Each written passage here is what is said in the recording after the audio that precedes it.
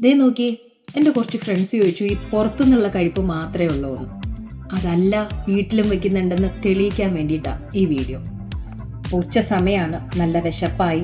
അതുകൊണ്ട് തന്നെ ഞാൻ എന്താ കുറച്ച് ചോറ്, ഇന്നേ നല്ല പൈനാപ്പിൾ കിട്ടി, അതുകൊണ്ട് തന്നെ നല്ല പൈനാപ്പിൾ കറി വെച്ചു. എനിക്ക് മാമ്പഴ കൂട്ടാൻ പോലെ തന്നെ ഇഷ്ടമാണ് പൈനാപ്പിൾ കറി. പിന്നെ ഉണ്ടല്ലോ കായ് മെഴുക്കുവരട്ടി, അതും എനിക്ക് വലിയ ഇഷ്ടമാണ്, അതും കുറച്ച്.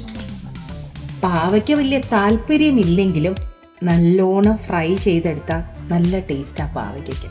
പിന്നെ നിർബന്ധമുള്ളൊരു കാര്യമുണ്ട് കേട്ടോ, ദേ ഈ സംഭവം തന്നെ, ഈ അച്ചാറൂട്ട് മെയിൻ അത്യാവശ്യമുള്ളതാണ്. പപ്പടം.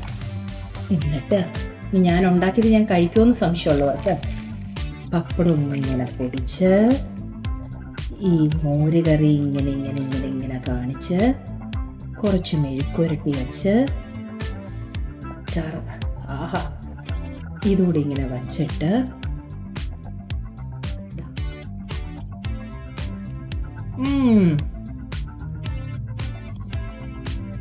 ഞാൻ ഉണ്ടാക്കിയത് കൊണ്ട് പറയുമല്ല, എന്താ ടേസ്റ്റ് എന്ന് പറയുന്നത്. ഈ എന്നെ പോലെ തന്നെ ഉണ്ടല്ലോ മധുരക്കറി ഇഷ്ടമുള്ള ഒത്തിരി ആൾക്കാരുണ്ടാവില്ലേ. എനിക്ക് ഭയങ്കര ഇഷ്ടമാണ് മാമ്പഴ കൂട്ടാൻ. മാമ്പഴ സീസണിൽ മൊത്തം ഞാൻ മാമ്പഴക്കറി വയ്ക്കും. എത്ര കഴിച്ചാലും എനിക്ക് മടുക്കില്ല.